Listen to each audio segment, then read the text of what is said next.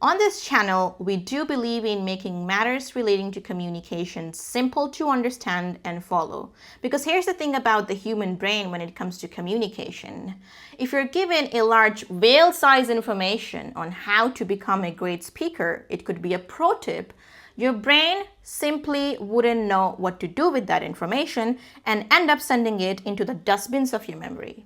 But if you take up the same information and break it down into bite-sized, soluble pieces of information, then your brain would know exactly what to do with it. So if somebody walks up to you and says, "Do you know what? In a conversation, words alone do not have all the power. It's something else that has more power than words." And your first reaction is that, "Oh, I know what you're talking about, but I don't know what to do with it. What am I supposed to do with this information when I do not understand how to follow through?" Well, I'm going to take my time to explain to you why words alone do not have all the power and what has the rest of the power, and also give you a clear comparison between some of the world's greatest speakers and show you a side-by-side juxtaposition in the style of their speaking. But I'm going to make it super simple, so let's look at the outline. Words. This is camp number 1. These are the things that come out of our mouth. We can plan them, we can have a script for them, and you can use the fanciest vocabulary and the best grammar in that world, but it doesn't mean that it would make you an impactful speaker. There is no direct relation there. Now we have this other camp, which I've basically summarized into just 3 points. The first one being the tone of your voice. We're going to get into the details, but let me tell you, this is the single most important factor that determines whether or not you are an impactful speaker, whether or not you're coming across as a confident speaker. Number 2 is body language, which again has 2 folds. Number 1 being eye contact. How much and at what part of the sentence specifically. We're going to talk about that. Number 2 under the same point is body language. Open body language or closed body language. And the last one on the list is probably my most favorite topic of all time, that X factor to be a communicator. We all have a unique point inside of us. We are all unique communicators, but some of us are not able to find out exactly what it is. I'm going to talk about that uniqueness so that people get obsessed over your style of speaking, and you'd feel it. You'd feel it when you listen to great speakers, the way they articulate their thoughts, the smiling, you know what I mean? The words, the repetition, the articulation, the speed, the intonation, the emphasis and the de-emphasis. We're going to cover that all under these 3 points. Let's begin with point number 1, which is actually the most important of all things in a conversation, the tone of your voice. So if you're trying to come across as a confident speaker and you say, "I am the most confident person that I know, I'm always confident," and most people think I'm like the most confident person in the world. Confidence just comes very naturally to me, and I know I'm very confident. Well, that might not be the best impression of an underconfident person, but you know what I'm trying to explain here. Just a little bit of demonstration. If you speak like this with your words and you don't sound confident, the tone of your voice is just telling a completely opposite story to what you are trying to push, then it is not going to work on any level. This all happens psychologically. So nobody is actively trying to, activate their judgment mode when they listen to you. Maybe they don't want to judge you, but they will end up judging you because this all happens subconsciously. So when you hear somebody say some things and it does not sound like that with the way they're speaking, with the way their tone flows, you know immediately that there is contradiction, a mismatch. People will catch you immediately. You catch other people immediately when their voice is trembling and they're trying to push a whole different narrative. Doesn't work like that. And there is no way you can go back and salvage that first impression. And the common reason why it happens, we all know it, fumbling, mumbling, rambling, thinking too long in a conversation, forgetting words and stuttering, stammering, or not being able to articulate, which brings us to the main point of the discussion, articulation. The main reason why your voice does not stand along with the words that come out of your mouth, even though you could be an expert on the subject that you're speaking, is nervousness. No matter why you are nervous, your tone of the voice is not going to side with you, and it will show it all. So the best way you can fix this right now, actually right now, without even having much experience with this practice, is by practicing articulation. Articulation, wherein you pronounce each and every syllable of each word that comes out of your mouth, and you take your time to do that thing very well. You don't rush the sounds, and you're not in a rush to pass the mic to the other speaker, because you know what? That simply speaks that you don't have much confidence in speaking what you want to say. Your points are not so loaded. Your points do not hold as much water as other people's points do. So here's the thing that I want you to do, which will immediately solve this problem. Start articulating every single thing that you say from now onwards, and don't speak like this. Because people, when you speak like this, and like you say, okay, I was just trying to say this, but I could not say this. So what is like your thought on this? When you speak like this, some people do this because they're trying to imitate native speakers. Native speakers, even they, when they speak like this, they're obviously like guilty of non-articulation. But even native speakers, when they speak like this, they do not come across as confident at any rate. So avoid doing that. You have to take the time and the space in the conversation to speak what you want to speak, no matter it is not the most polished opinion, but you have to give importance to your own point, because here's the thing. When you are nervous in a conversation, you try to close up your speaking time, or you try to avoid the conversation all in all, and people pick on those cues. They see, okay, this person is rushing their words. This person does not want to give me long answers. That means this person, either the person does not know enough about the subject, or they are not confident in what they're saying. They are not sure what is going to come out of their mouth next. And that is the worst impression that you can have on the listener in any conversation. Take up your time. It is not just about the sound, but about the time. Use your time. Whatever you're saying in a conversation is equally as important as anybody else's time, and you are solely responsible for determining that. That's point number one. Another thing that you can do to fix up the tone of your voice is to use a little bit of intonation. When speaking sentences, listen to me closely. We have to use a different kind of an intonation than when we're asking a question. These are called rising and falling intonation. You have to have a falling intonation when you're finishing a sentence.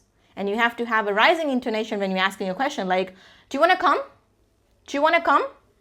Yes, I can. Yes, I can. Do you see that? And when you don't use these intonation techniques and speak with an uptalk style where you end your sentences on a high note, it sounds very weird, or it sounds like you're confused yourself. And so the other person will not be confused about your state of confidence, so they know for sure that you are not confident. Two things. Articulation, because you have to use up the time that you have in a conversation. People who are great speakers, they take the time to say what they want to say. You cannot rush their points. They will say what they want to say before passing the mic. You do the same. Number two is intonation. When you're speaking in sentences, your intonation has to go down. Basically, the pitch of your voice has to go down to end the sentence like this. When you're asking a question, where are you going? Where are you going? The pitch goes up. Just do these things. Point number two is about body language. This is actually going to help you so much that you'll come across as an impactful speaker immediately once you follow this. And the two things are, like I said earlier, eye contact, how much and when, plus the openness or the closeness of the body language. Now coming to the first point under the second point, eye contact. I've heard many experts, not sure if I should call them experts, many people online suggesting that you should maintain 100% eye contact like this without even blinking. This is not only scary but also super unnatural. Human beings are not meant to talk like that. We're not. We are rational animals, and so we need our time to think the next thought. Do not try to maintain 100% eye contact. Like I said, it is super unnatural and people would not like it, super mechanical. Understand this thing, and this is something that you would see me following as well. I want you to maintain an eye contact of only 30 to 40% in a conversation. And actually, I'm going to put the link of a video where an expert says the exact same thing as I'm going to say, but listen to me first. When you're speaking in sentences, you can take your time to look at the ceiling sometimes, avoid eye contact, wherever it is, like turn your face a little bit. Like I said, many people, when they're thinking, they'll try to look up. That is not wrong. But I want you to bring back that eye contact when you're finishing your sentence. And if you want to emphasize the point, a little bit of a lean, a little sweet lean. We all love it. We all love a sweet lean. Two things. You don't have to keep an eye contact while you're saying the first or the initial thoughts. Only maintain the eye contact when the last part of the sentence comes. For example, you say a long sentence and you don't have to move a lot. Obviously, that goes without saying, isn't it? But you can be a bit flexible with your body. Yeah, look here or look there. Complete your sentence, and when it is about to end, maintain eye contact. Look directly into the person's eye, not in a scary way, obviously. I hope you get that. Get it? That is the best way to maintain eye contact. And, when you speak with a person and you try to do a little bit of warmth show a little bit of warmth in your body language and the right amount of eye contact, you come across as so much more convincing, so much more open, so much more talented at conversations. You'd realize it with the way people treat you. The next point is comparing two good and now great speakers of our time. I'm talking about President Trump and Barack Obama. And this point is about the body language. You'd see Barack Obama is a lean guy. President Trump is not so much of a lean guy. And the openness of your body, the openness of your hand gestures and all of these movements depend directly on the mass of your body. And you have to understand this. If I'm talking to a full-figured woman, this is my best piece of advice. Don't use your hands too much because you already have an impactful presence. Now, somebody who is lean like Barack Obama, you need to use a more open body language. So if you want to do this in a conversation, you can instead, make a bigger loop and do this, because this for you would look a lot more natural. If you've ever listened to a speech made by Mr. Obama, you'd see that he likes to cover the whole space. That is obviously his natural style of speaking, but it has got everything to do with his body mass. Versus Donald Trump, if you look like somebody closer to Donald Trump because of his body mass, you don't want to, and also you'd see Donald Trump doing the exact same thing that I'm saying. You don't want to make your hands dance in the air way too much, because already your personality is doing that for you. Donald Trump, if you've ever seen any of his speeches, he doesn't even use his body so much. He doesn't even walk. He does not like to walk at all. He just stands fixed to the podium and he turns a lot. For example, if he's saying a point, he'd do this, twists his body and uses his hand. This thing, this thing should be, copyright stuff for Trump. Trump invented it. So here's the comparison. When you're trying to have a more open body language, it does depend on your body. So if you're somebody who is lean like Barack Obama, a more open body language would be good, versus when you're somebody who looks more like Donald Trump. Now, understand this point carefully, because it is not just about this.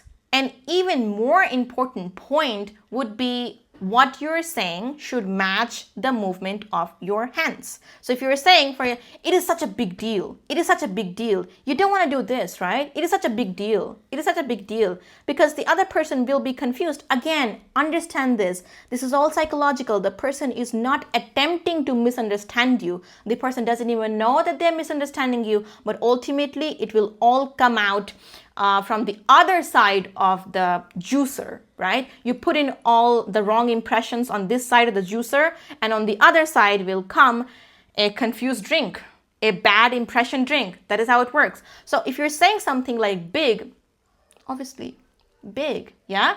And I'll tell you something. If we're saying like big and you're trying to say small, or like you're saying small and you're trying to show big, people will think that you are trying to start something with them, that you are trying to confront them, yeah? And they'll be like, oh, okay, are we gonna have an argument now? For example, if you say, it's not so big, and you say it like this, it's not so big, you're saying it's not so big and you're doing this, the other person will directly go on to argument mode. It's like, okay, I think she's calling me out. It's not so big. Do you know what I mean? You don't want to do that. And if you're saying like something is small, if you're like, for example, it's a little thing, you know, shrugging your shoulders, bringing it inward, it's a little thing. And if you say, it's a little thing, it's a little thing, and your shoulders going backward, that shows a big thing. Aggressive body language. That's it. Point number 3, which I said at the start, is my favorite point, your unique point as a speaker. I'm going to give you a pro tip at the end, but now let's focus on the uniqueness of your personality. As speakers, you have to find a point of uniqueness. And I'll give you a list of things that could make you into a unique speaker, something that people start obsessing over. You know how obsession works? A little bit on that. When you see someone doing something or having something that you know you would never have, only then do you obsess over something or someone. When you look at like Scarlett Johansson, and you're like, okay, she's never gonna be my girlfriend. Scarlett's married. She's never gonna be my girlfriend. That's when you start obsessing. So obsession, even though it's not the best thing in the world, but if you want people to obsess over your words, over your style of speaking, you have to find a point of uniqueness. And I wouldn't know what's unique about you, but I can definitely give you a list of things that make great speakers so unique. Number 1 is smile. We've all almost lost the ability to smile a little bit in conversations. Do you know what I mean? We also like, you know, we have to match the expression with the seriousness of our words. Yes, but you can smile and still come across as super serious. That's the thing that exists. Try it. Smiling at the right spots. Obviously, not very obviously. I mean, if somebody cracks a joke and you smile to that, that's not what I'm talking about. You have to make it a little unpredictable and a little reasonable. You don't want to smile when somebody says, oh, my granddad just passed. Like, oh, no. But make it a little, you know, unguessable. The other person who's listening to you should not see it coming every time. So like, you know, do you know what I mean? A little bit of smile. Other thing that I see a lot of great speakers doing is that they keep varying the length of their answer. So for example, if I ask you 2 questions and they're similar in nature, you go in detail on the first one, and then I ask you a similar question as the second question.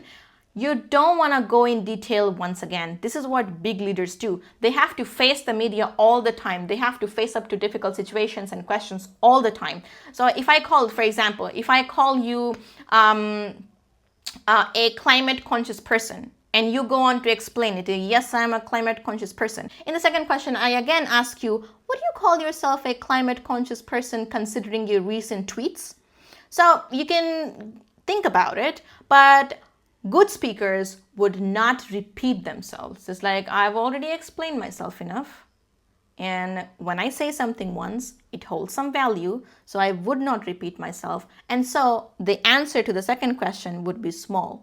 Or maybe they'll refer to the first answer. So they keep the length of their answers different. They don't answer in like, you know, in a pattern of 10 sentences or in a pattern of 2 words. That's something that I see a lot of great speakers doing. The last thing that you can do is work on your accent a little bit. If that's something that you think you're not good at, then that is definitely detracting from your charm as a public speaker or as a communicator in general. If you have a standout accent, and obviously you have to work on the pronunciation part first, people will be attracted to you. People would want to listen to you more often. And also, I know this is something that I do. When I listen to somebody who has a unique standout accent, And they're not mispronouncing things, but somebody who has, let's say, the Scottish accent, I repeat certain parts of that footage so many times that I cannot even just begin to count it right now. I know that you do it as well, because that is how obsession works. You do not know why you like it, but you like it because obsession, if you want like a diagrammatic explanation, let's say this is our conscious mind here. Obsession will take place at the farthest point of our conscious mind, so here. So you do not know what's happening to you, but then you cannot live without it. Back to the point, accent can make you a standout speaker pretty easily. So these were the 3 things in the final points. Well, it's time for the pro tip. If you consider yourself even a remotely humorous person, please try injecting that into your conversations. Because humor, of all emotions, has the highest reach, and we all know it. And so if you are a little bit humorous in a conversation, people would just love you. We all love us a humorous speaker. There is no doubt about that. Well, now I'm going to bring this conversation to a close. I did give you a lot to think about, but in summary, words matter this much as compared to the things that I talked about. The first one was the tone of your voice. You cannot fake it. If you're nervous, you would sound nervous. If you're confident, you would sound confident. And that is why articulation is so important. Number 2 is your body language, which I divided into 2 parts: eye contact, when and at what time, where in the sentence, plus the body language, open body language versus closed body language. We talked about Donald Trump and Barack Obama, who I dearly consider to be one of the greatest speakers of all time, Barack Obama. And the last point, you know what the last point is? The it factor, the unique factor about your speaking that would make people obsess over your speech. You know what? I promised I'd shoot the video with this dirt color background, so I have it here now. And I'm so happy that I got it out, because I was thinking about it for a very long time. 4 or 5 days, very seriously, about the video. And now that I've shot it, I'm gonna go sleep very peacefully, because I live in India and the time right now is 10:30. I gotta go.